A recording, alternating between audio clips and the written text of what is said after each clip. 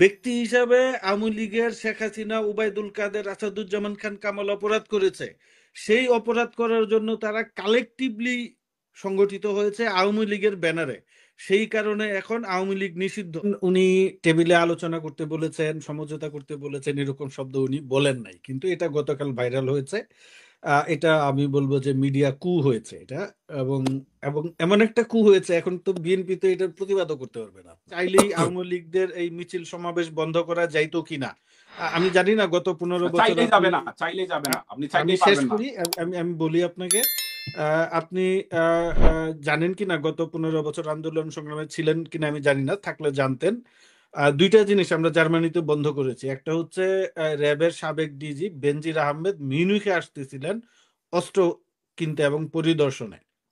ওই সময় আমরা প্রবাসী বাংলাদেশিদের কয়েকশো মানুষ জার্মান হোম মিনিস্ট্রিতে ইমেল করেছিলাম প্রমাণ সহ যে এই র্যাবের ডিজির বিরুদ্ধে এনফোর্স ডিসঅ্যাপিয়ারেন্স এবং এক্সট্রা জুডিশিয়াল কিলিং এর অভিযোগ আছে।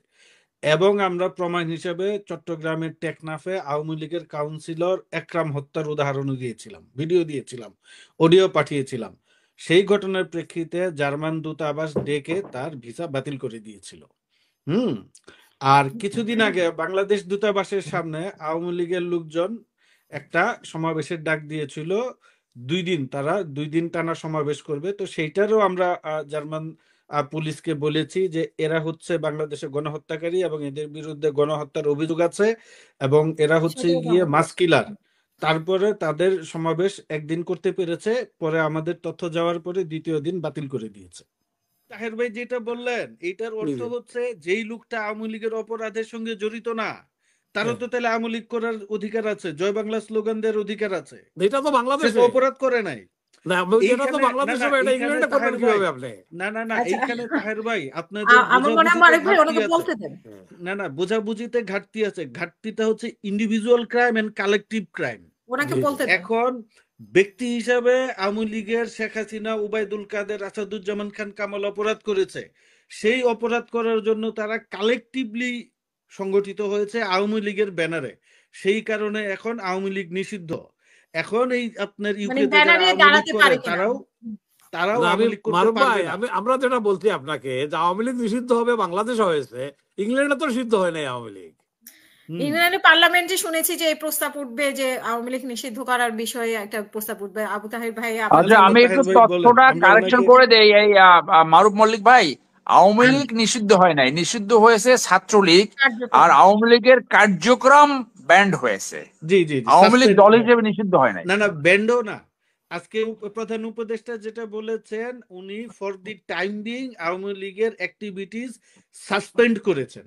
উনি সাসপেন্ড সাসপেন্ড শব্দ করেছে। ব্যবহার করেছেন, ব্যান হুম, শব্দ ব্যবহার করেন নাই। হ্যাঁ। এটা আসলে আমার কাছে যেটা মনে হয়েছে একটা মিডিয়া কু হয়েছে। খালেদা জিয়া কি বলেছেন তার নেতৃবৃন্দকে, ওই বৈঠকে উপস্থিত ছিলেন এইরকম অন্তত 3 জনের সঙ্গে আমি কথা বলেছি, স্থায়ী কমিটির সদস্য। 3 জনে আমাকে জানিয়েছেন খালেদা জিয়া এরকম কিছু বলেন নাই, যে উনি আন্দোলন থেকে সরে যেতে বলেছেন বা অসন্তুষ্ট হয়েছেন বা সমঝোতা করতে বলেছেন। খালেদা জিয়া দীর্ঘদিন রাজনীতির ময়দানে ছিলেন, সরাসরি রাজনীতি করেছেন, বিরোধী দলে থেকে তার রাজনীতি শুরু, এরশাদ বিরোধী আন্দোলনের নেতৃত্ব দিয়েছেন, রাষ্ট্র পরিচালনা করেছেন, আবার ফেসিবাদ বিরোধী আন্দোলনের নেতৃত্ব দিয়েছেন, জেল খেটেছেন।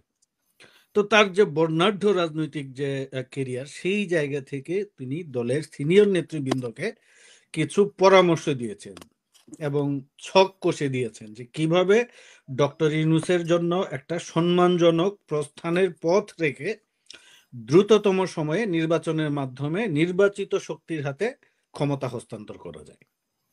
এটা হইলো ওইখানে যারা উপস্থিত ছিলেন। এখন উনি টেবিলে আলোচনা করতে বলেছেন, সমঝোতা করতে বলেছেন, এরকম শব্দ উনি বলেন নাই, কিন্তু এটা গতকাল ভাইরাল হয়েছে। এটা আমি বলবো যে মিডিয়া কু হয়েছে এটা। এবং এবং এমন একটা কু হয়েছে, এখন তো বিএনপি তো এটার প্রতিবাদও করতে পারবে না। আপনার বিএনপি কি বলবে যে না আমরা আলোচনা চাই না বা সমঝোতা চাই না? এটা বলাও সম্ভব না। তো এটা খুব পরিকল্পিতভাবে, কৌশলগতভাবে করা হয়েছে। আর দ্বিতীয়ত, এটার প্রভাব বৈঠকে পড়বে কিনা? পড়বে তো অবশ্যই, কারণ বিএনপি তো সবাই মিলেই সিদ্ধান্ত নেয়। ডক্টর ইউনূসের সঙ্গে ভারপ্রাপ্ত চেয়ারম্যান জনাব তারেক রহমান সাহেবের বৈঠক হবে কিনা সেটা তারা স্থায়ী কমিটির বৈঠকে বসে সিদ্ধান্ত নিয়েছে।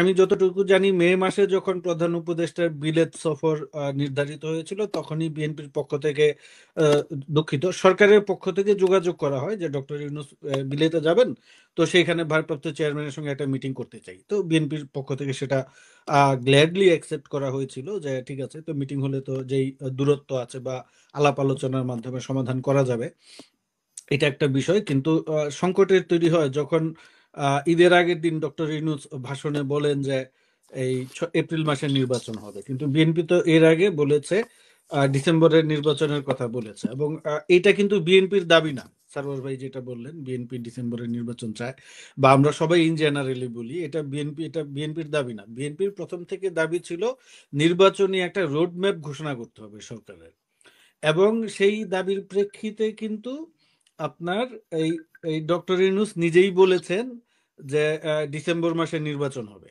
আর তারপরে সেটা আবার পাল্টে গিয়েছে, প্রেস রিলিজে গিয়ে বলেছে ডিসেম্বর থেকে জুনে হবে।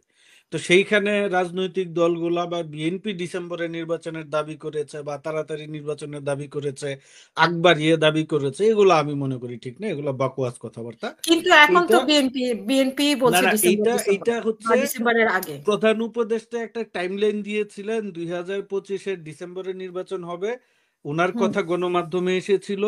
তারপরে আমরা দেখলাম তার প্রেস ডিপার্টমেন্ট থেকে কারেকশন দেয়া হলো, বললো যে না ডিসেম্বর থেকে জুনের সেটা মধ্যে আমাদের হবে। মনে আছে। হ্যাঁ, তখন বিএনপি বললো তাহলে হোয়াই নট ডিসেম্বরেই করেন।